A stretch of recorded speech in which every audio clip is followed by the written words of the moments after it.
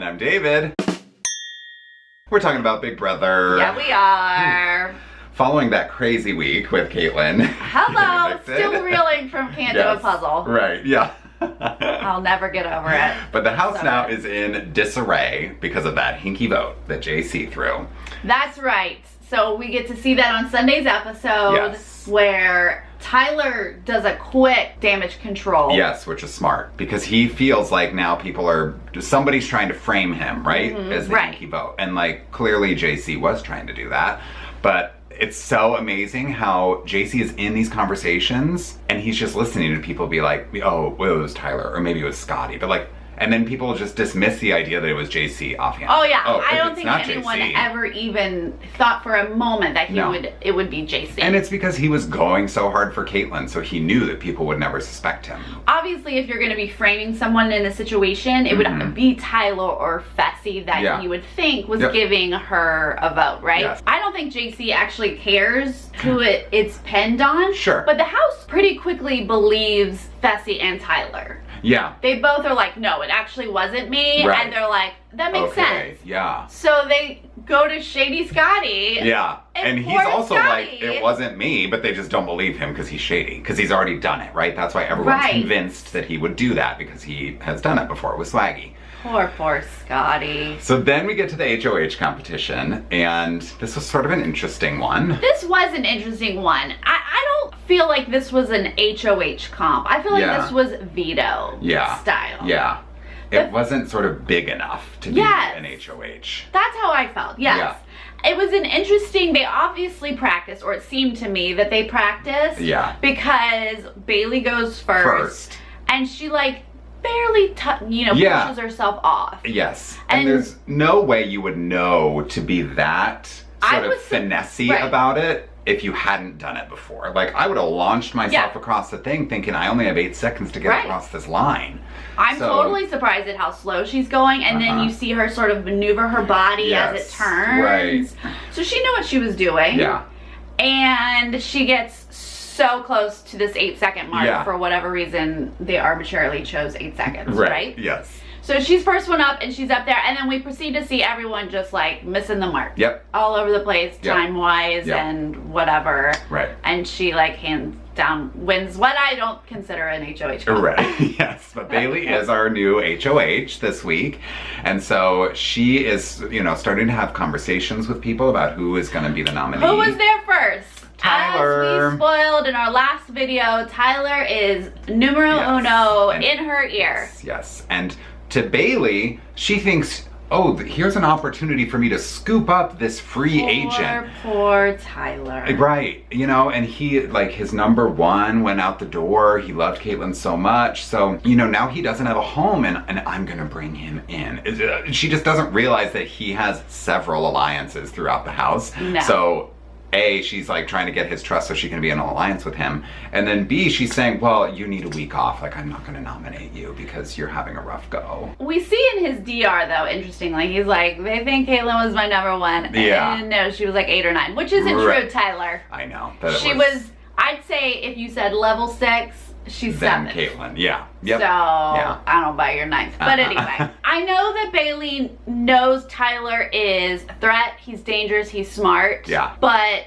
the fact that she doesn't know, I mean, no one knows level 6. No one knows. No one gets it. It's mind-blowing. It's like right there in front of your faces and no one's putting it together. It's amazing. Yeah. So he's the first one there for her. She gives him this free pass. Yes. And this is sort of the only conversation that she had with anyone as HOH where she didn't threaten to kill somebody, right? No, but she did say, I want you to pledge your loyalty. You need to prove that you're loyal to me this week. And then that proceeded to be a theme in every single one of her conversations. Yeah, she is drunk with that HOH power.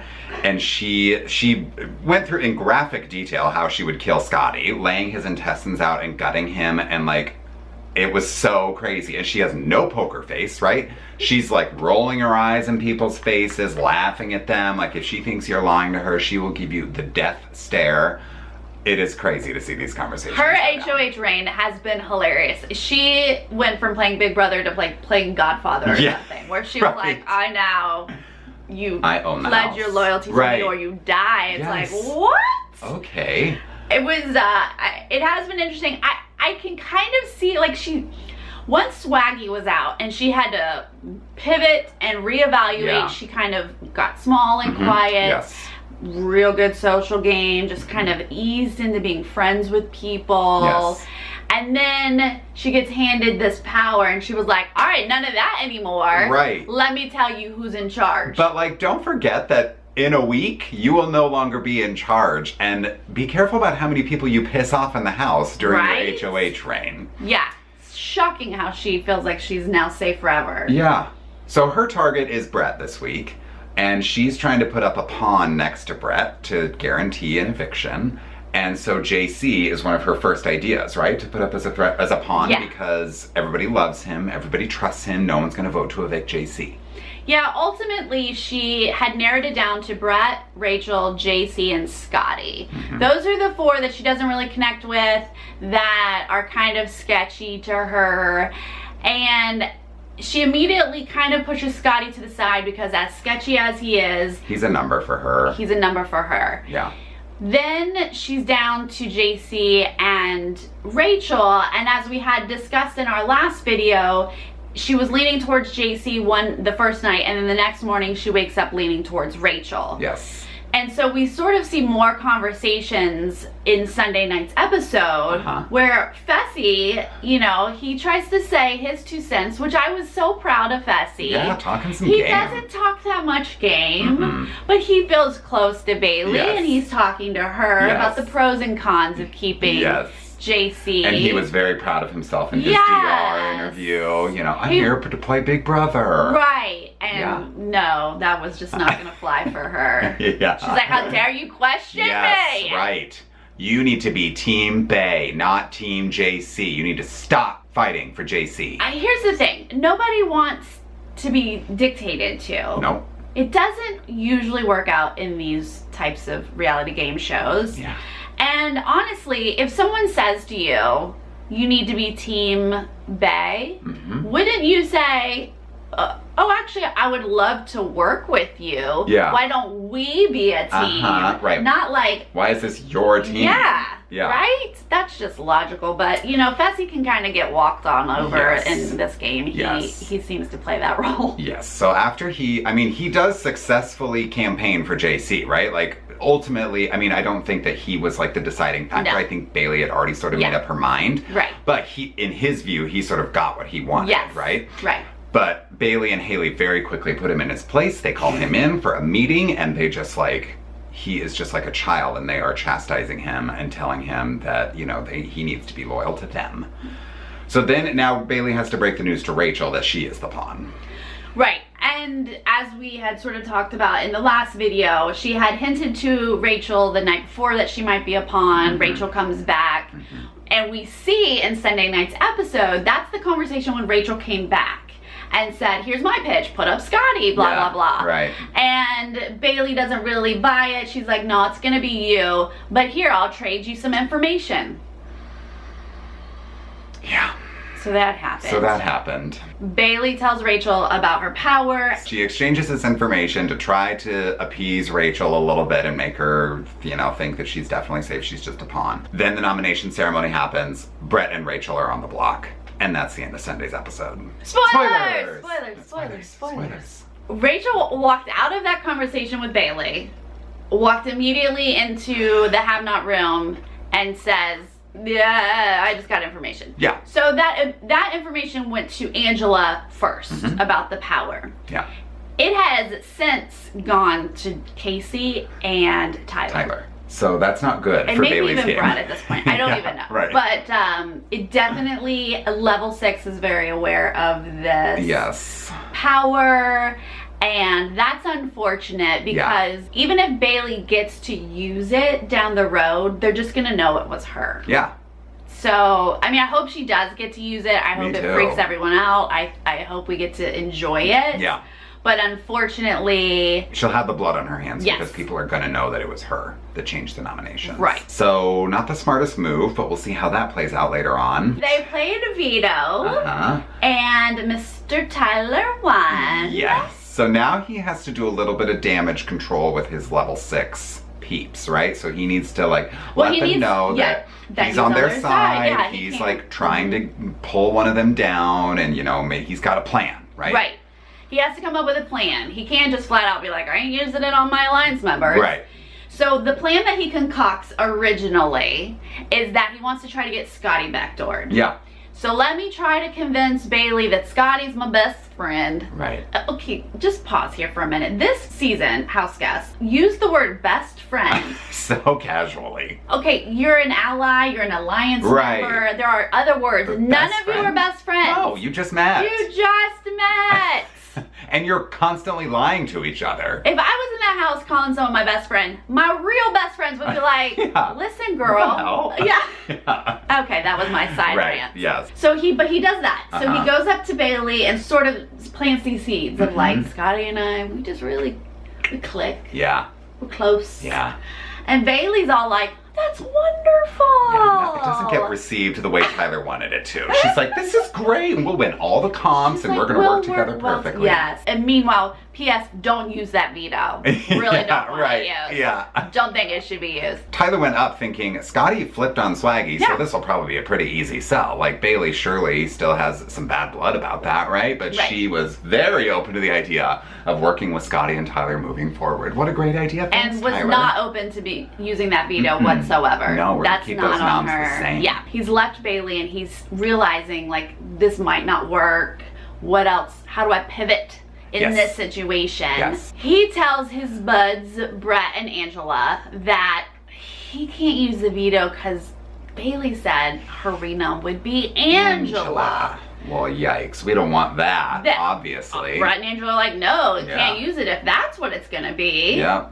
Around the same time, Bailey is consoling Rachel. Because now Rachel is devastated. She didn't win the veto. She's stuck on the block. Yes. What is she going to do? Cons go home. She's worried Tyler might actually take Brett down. Like, what is going to happen, right? So Bailey's trying to make her feel better. And part of that was, he's probably not going to use it because he said he wanted Angela up as the renom, and I'm not going to do that. Wait, what? Yeah, okay. It doesn't make sense. And Rachel's a bit confused. Bailey sort of works through it. It's not going to, blah, blah, whatever. He just wants a number. So Rachel leaves that conversation. And who does she go to? Angela. Of course. And Angela's like, Tyler says this. Rachel's like, no, Bailey says this. Yeah. And now they're like super confused. Nothing adds up. This is all very confusing. Yes. They go talk to Tyler. They talk to Casey. And now we have all of this misinformation out and about. But ultimately what happens is Rachel gets labeled as the liar in everybody's eyes. Legit, you guys. Casey and Angela have turned against Rachel. And she didn't do anything. I can't believe it has happened. She just honestly relayed information that was given to her. Yeah. And now they're going to vote to evict her because they feel like they can't trust her anymore. Of course, no one ever thinks Tyler is lying. Yeah, right. That is just not a thing. No, Tyler doesn't lie. Whatever Tyler says is the truth. Ultimately, Rachel is sketch. She opened her mouth. Her stories didn't add up. She was lying. They think that she threw out their names earlier to put them on the block, which she kind of did. She kind of did, but yeah. So they have a bad taste in their mouth for Rachel, and now they are working to get those votes to get Rachel out. You guys, pawns go home. Pawns go home. Don't never forget. Ever allow yourself to be a pawn. Yeah. And so here's where we are with the votes while we're filming currently. 3 for sure to send home Rachel. Angela, Tyler, and Casey are going to vote to evict Rachel. Bessie, Haley, Rockstar, and Scotty, who are going to vote to evict Brett. So that's 4-3. And then you've got the 2 JC and Sam votes. So if they want to execute this plan to get Rachel out, they have to get both JC and Sam to vote with them. So Tyler has already had a conversation with JC about this, and JC said he'll vote however Tyler wants him to this week. Yeah. So they think they have JC's vote. Yeah. And then Sam is pretty loyal to Tyler, so he's pretty sure that all he has to do is tell Sam which way to vote, and they've got that. So they think they've got 5 votes to save Brett, and Rachel will go out the door. Who knows? I don't know if that will change. I don't know if another plan will come up. If Rachel somehow saves her butt, I'm not sure. So far, Casey and Angela are trying to consider damage control with Bailey. They don't want to shock Bailey. As of now, Bailey assumes Brett's everyone's target. Brett's going. So if that's not going to happen, they want to give Bailey a heads up, but they don't want to give her too much of a heads up. So as of now, Casey and Angela are going to tell Bailey like 5 minutes before eviction. Right. That's where we are as of a Monday. Oh my God. And it's crazy how many of these votes are so close, right? Like Caitlyn was the first, and it wasn't even unanimous, but it was supposed to be the first unanimous vote. Every other vote this season, it just feels like hinges on like one person going one way or the other. That's one of the reasons why BB20 is so good. Yes. This, and one team is in power while the other team controls the votes. It's just like, what is happening? I know. I mean, I think the only way that this plan is going to change at this point is if Rachel can, you know, smooth things over with Angela and Casey and Tyler. But she doesn't really know she's in danger. Right. Like, so she assumes she has her girls. So she doesn't know she has to smooth it over. It would have to be an accidental smooth over. Or maybe Brett has to make a mistake. Yeah, but I don't see JC flipping this week because like he's too smart. If it's a close vote, why would he do that? Right. Like he threw the vote to Rockstar because it was going to be unanimous and he wanted to just stir a little trouble. Stir the pot, But yeah, I think it's looking like Rachel's gonna go home this week, which I did not anticipate. So crazy. I mean, most people will probably think that Rachel didn't play much, so they won't miss her. I'm talking fans and viewers. But Brett is a legit target. The fact that someone non-threatening is gonna go home over a target is crazy and hilarious. This will be the second time that he's been on the block and not been evicted if it goes down, because he already, you know, survived the eviction with Winston. So who knows? Maybe Brett's just bulletproof. Well, I still think JC's fairly bulletproof because no one wants to put him up. No one will take a shot at JC. They keep saying, everyone trusts you, everyone loves you. Right. How does that not make you target number one in the house? Threat. Exactly. Tyler is playing a phenomenal game. Like, even though he had a couple HOHs there where he didn't really get his way 100%, he's still pulling strings. He still knows everything that's going on in that house. True. Everyone tells him their secrets, and everyone trusts him. He is in a perfect spot. He is. But he keeps people like Brett and JC, and that doesn't make a lot of sense to me. Right. I want to see where that goes. Because they're gonna all have to go after each other at some point here. You can't keep them too long. If you actually plan on winning. But it does sort of seem like right now Tyler is getting rid of people who could be potential liabilities to his personal game. And people so who are far clearly against him. Right. Brett and JC are kind of going along with Tyler for the most part. So absolutely. They're all working together now. Right. But now, you know, Rachel caused all this drama with the Angela thing and this and that, so I guess, you know, he's got a chopper. Maybe that's what's gonna happen. No bueno for him. Even though this is a little calmer of a week, still a great week. Still gonna be an interesting vote. Absolutely. Still loving it. We'll see who gets blindsided on Thursday. Right? What do you guys think? Let us know and we'll see you next time. Okay, bye. Bye.